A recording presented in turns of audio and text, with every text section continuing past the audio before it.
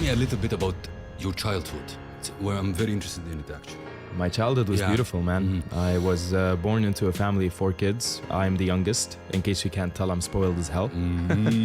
I got 2 brothers and a sister, very supportive people. Obviously, we fought a lot like any, siblings do. But I was always a little bit of the different type of guy in the family. I was a little bit different, completely different.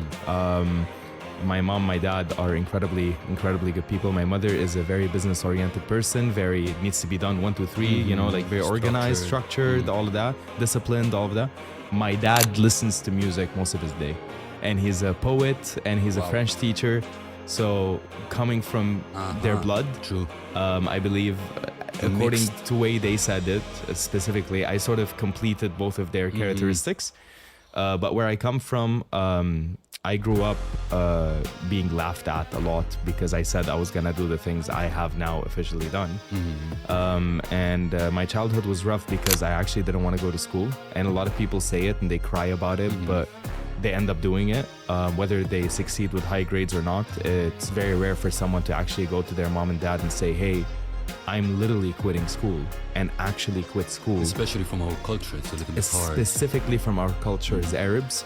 And in Lebanon, in Tripoli, to not be in school at the age of 15, 16 is borderline unacceptable. True. Completely. Yeah.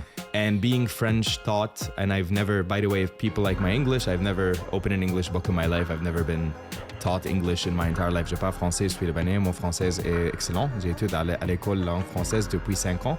So my French is what I learned in school. My English is God-given.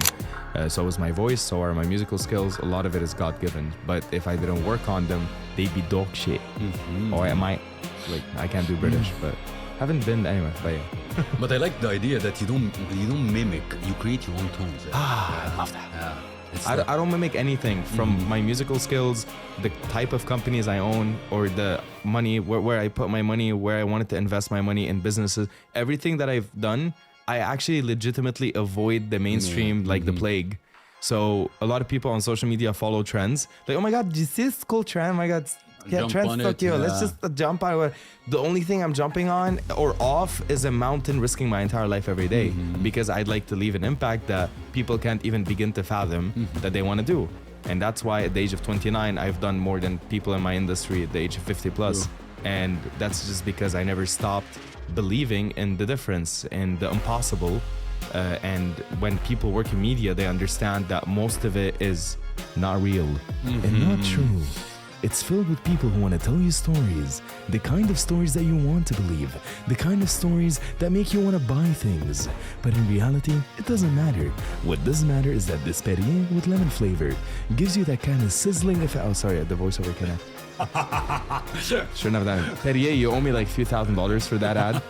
Shouldn't have done that for free. God damn it, shouldn't have done that for free. But yeah, I'd like to be considered as different because factually speaking, I completely am. So, yeah.